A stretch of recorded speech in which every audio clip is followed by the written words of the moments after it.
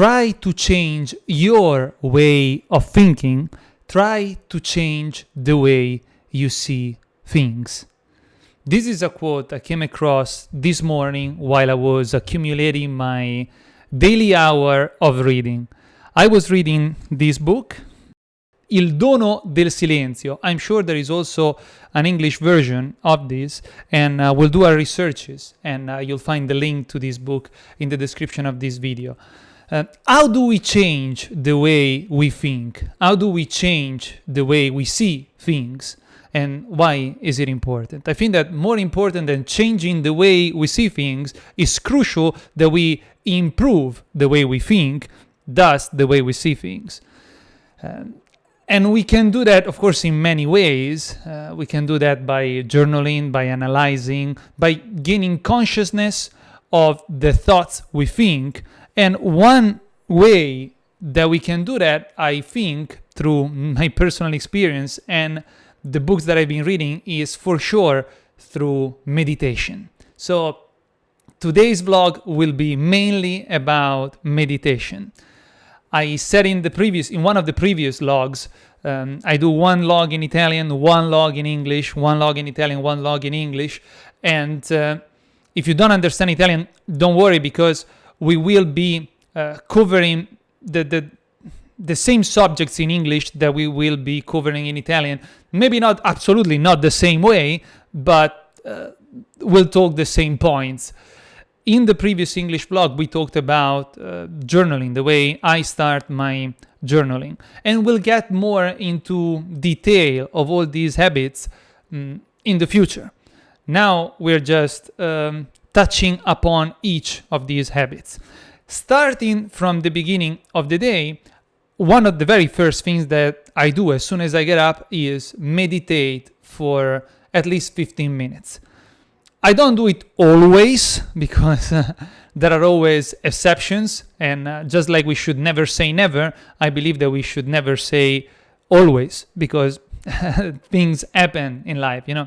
So I start my day and I try to meditate as often as I can, at least 15 minutes per day.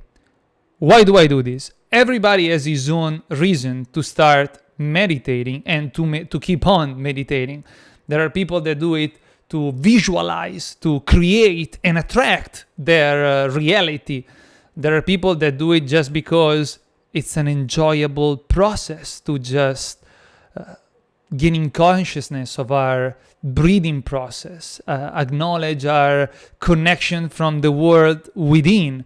There are others that do it to try to silence their chronic thinking, which is one of the reasons why I do it.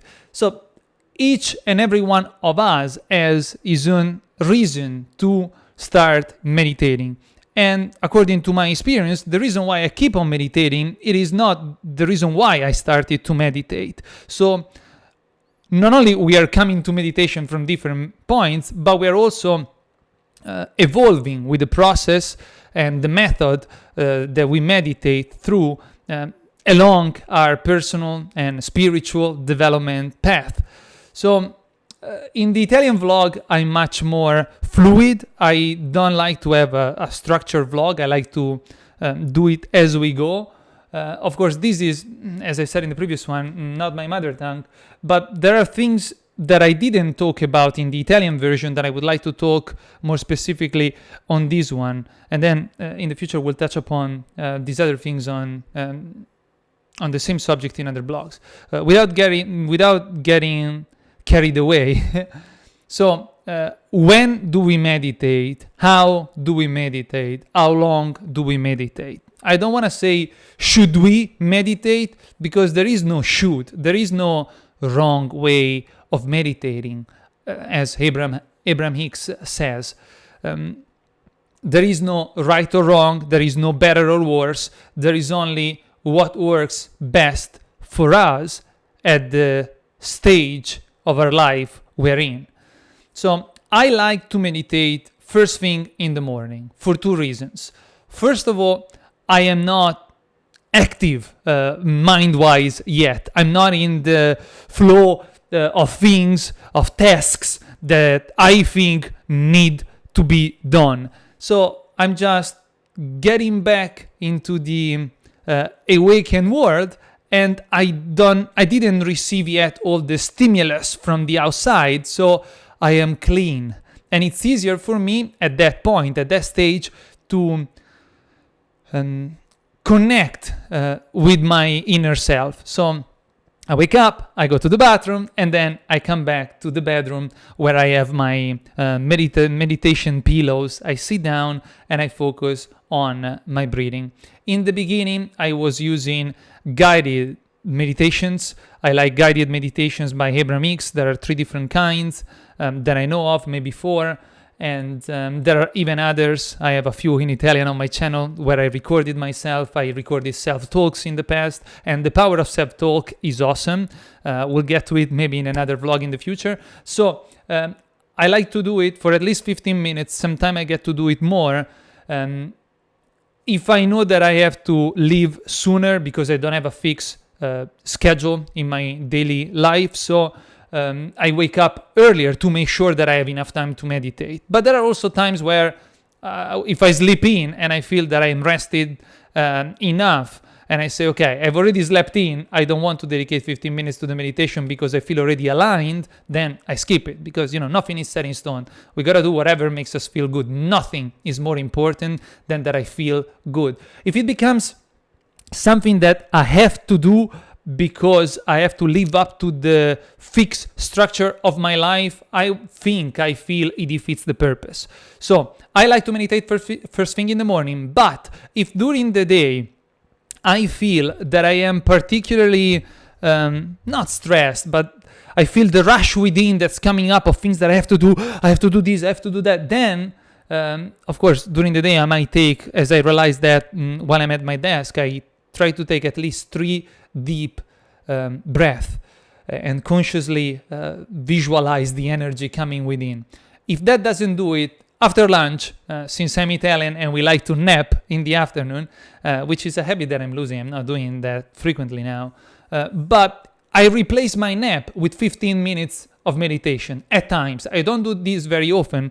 I have friends that like to meditate in the evening before going to bed. I tried, it just doesn't do it for me. So it is not the best. There is no right way of doing it, as I said earlier. It's not best to do it in the morning or midday or in the evening. Just do it whenever it feels right. So this is about when should we meditate. There is no should. Whatever feels good for you. How long? I know that at least 15 minutes. 15 minutes is the magic number to me. Sometimes I get as far as 25 naturally. I don't even check the watch. At times I do a double dip when I listen to Abraham Hicks. Maybe I listen to 2 of their guided meditations. It depends. I know that at least 15 minutes is necessary in order for our brainwave to change. So I would recommend at least 15 minutes. And if you don't have 15 minutes, there is a quote that says, if you don't have 15 minutes in your day to allocate to meditation, then you should meditate at least 30. So there you have it. No excuses. It's all up to you. It's all up to us. We are the creator of our own reality. I like to meditate in the morning also because I'm not that active, and it asks me to become more alert, more naturally, more slowly, without checking my phone. Normally, I turn on my phone. I have the luxury of using my wife's work phone, so she's the PPOC, the primary point of contact for our business, for our activity. So if I need to be updated about something, it goes through her first, and I keep my phone off until after lunch, so that I don't have too many things going on. I don't check the emails and all this stuff. So in the morning, I like to prioritize myself, because if I'm not at peace with myself, I'm not pleasant to be around. I'm not capable of performing correctly. This is what the vlog is good for. Try to better explain the thoughts. So nothing is more important than I feel good. So unless I am at peace with myself, it is difficult for me to effectively interact with others. So I have to deal with all my personal routines, and then once that I'm at peace with myself, I open the doors. And that's what's working for me. So we talked about when, we talked about how long, how. There is a bunch of different methods to meditate. There is no wrong way of meditating, as Abraham Hicks says, as I said earlier. And I should not repeat myself as often, but not having a structure, it is what it is, guys. I don't like structured things, especially when it comes down to meditation. But we gotta start somewhere, and if we don't have experience with meditation, we need something that guides us, and that's why I started by listening to guided meditation. There are other suggestions, one of which is focus on your inspiration through the nose, expiration, I guess. Inspiration, inhale and exhale. Inhale and exhale through the nose, out from the mouth. And they suggest to, as a point of reference, breathe in for 3 seconds, breathe out for 6 seconds, or for 4 and out for 8. But then if I have to keep count of how many seconds I'm breathing in and out, it defies the purpose of meditating, which is freeing up my mind. And so that I did it a few times. That doesn't do it for me. Normally, I'm just trying to focus on my breath and clean up my thoughts. It's normal that thoughts pop in, just let them out. And towards the end of the meditation, I start planning the day. That's something that I should improve. I like to do chanting meditations. Like the other day, not this morning, the morning before, everybody else in the house was awake before me, and I had to mask their noises by humming, like and I love the vibrations that the sound of hum creates in my scalp. So I do that frequently, and the sound of hum is also one of the sounds that the author, the monk that wrote this book, talks about in it. It's a very powerful sound. And so there is the chanting, there is the guided meditations, we have the counting technique, there is a bunch. You can also focus on the relaxation of your body, imagining lights, energy flowing within you and through you. And then, for this reason, I try to learn about different subjects and different techniques. This is a good book that I came across a few years ago. I read it in 2019, Creative Visualization. So yes, this is an interesting book, and it helps you to visualize. I'm not very good at that, so that's why I felt the need to at least read about it so that I could improve the technique. But then it's something that I just let go. If I meditate now, currently, one of the main reasons I meditate is just to slow my mind and clear up my thoughts on the base of the knowledge that I'm gaining by rereading yet again The Power of Now by Eckhart Tolle. So, what else? Today I was able to accumulate 60 effective minutes of reading, which is the first time that I do it this year. I did 45, and 60. And thanks for you guys, accountability partners on the other side of this screen that keep me focused. I read 50 minutes this book, and I'm going to be focusing mainly on this book because this is a book that my mom suggested me, and it's her book, and I'm going to give it back when she's going to go back to Italy. So I want to finish this, not as soon as possible, because I want to enjoy the book. I don't want to rush through it, but we'll talk more about it in the next few blogs, because I like to read several books at the same time on different subjects just to keep entertained, my mind engaged. I don't want to get bored on a subject, but we'll touch mainly upon these in the next few logs because I gotta give it back. I started this book because I considered it a book that I could read in bed. I was reading already many books that stimulates me a lot, like Tools of Titans, Change Your Brain, Change Your Life, The Power of Now, and other books. So I figure I need something relaxing that I can read in bed. So I consider this the gift of silence, and this might not be the real title in English, but it didn't turn out to be a reading bad book. Not because of the book, because the book is relaxing. It helps you to understand the importance of silence and of quieting, making your mind, your thoughts quiet. But I realized that it's not up to the tool, it's up to the reader. So I'm not a reader that's good to reading bad, because I like to take notes, I like to underline my books, and I'm communicating with my mom, who's going to be reading this book next, and we're talking, giving each other not advices, but suggestions and tips, whatever. So it's tough for me to do it in bed. My wife is sleeping next to me at the light. It's challenging. So, but it's not an issue of the book. It's not the tool. It's the use that we do of it that makes the difference. So that's enough about reading. Although, yes, I want to share something that I read in the 10 minutes that I dedicated to this book this morning. So this is a cool book. I'm not crazy about Tim Ferriss. I only read 40 hours work week. And I got something out of it, but I didn't find it very applicable. The suggestions in it, I didn't find very applicable, those suggestions. This is cool because there are brief chapters. It's not a book that you read cover to cover. There are 3 main chapters. One is about health, one is about wealth, and one is about the soul. How does he title it? Let's see, 1 second. Wisdom.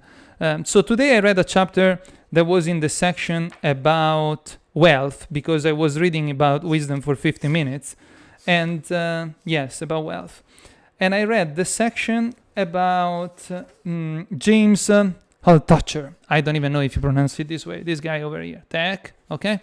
And I highlighted this part. It says, no idea is so big that you can't take the first step. If the first step seems too hard, make it simple. And yes, when I started the YouTube channel, I had a bunch of ideas.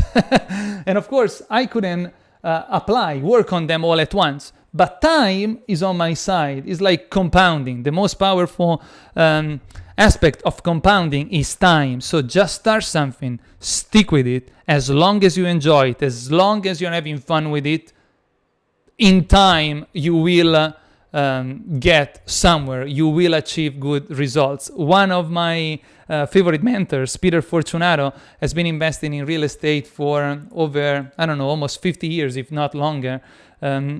Says that if you do something long enough, eventually you look smart. So just stick with it. Just like I hope I'm counting on being able to stick with this vlogging activity. I've been sticking with the YouTube content creation on this channel for 2 years. So it's all about discipline. It's all about perseverance. And the same is with meditation. When you sit down the first time, you're not going to enjoy it, and you're not going to be as good as you're going to be after years of practice.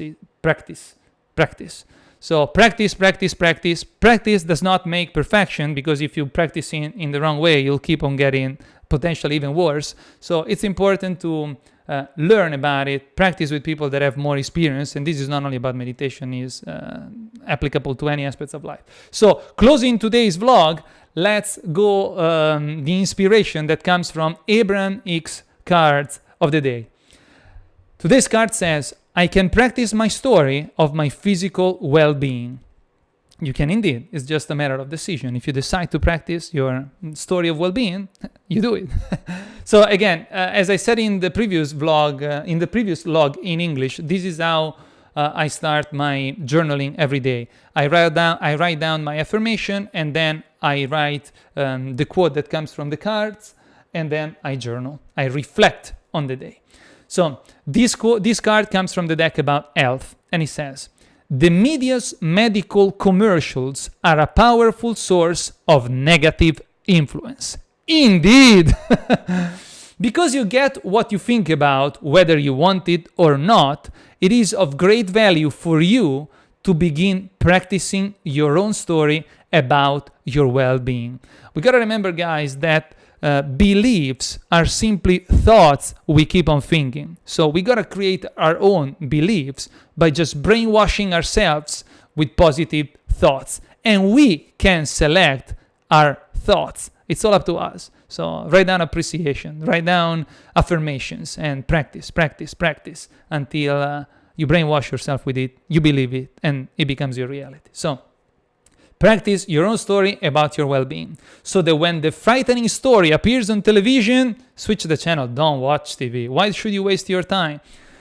You can hear their version and feel humor about it rather than fear, because you have a different perception. You're coming from a higher vibrational perception. Remember, to create anything, you have only to give thought to it and then expect it, and it is. So there is nothing else to add to this. As they say, a belief is only a thought we keep on thinking. So a belief is only a thought we keep on thinking. And once that our belief matches our desire must become our reality. Again, this is Abraham Hicks. It's not me speaking. I'm simply sharing what I'm learning daily. And thank you guys for keeping me on track with this accountability thing that we got going on. That's it for today's vlog. I'll see you on the next one. And as always, be better with books. Improve your thinking by reading to improve. This video has been brought to you by us at Real Estate Helpful Solutions. We buy houses, helping people. To find out more about how we can be of help, text or call us at 727-366-6916 or send us an email at the email address you see in the photo.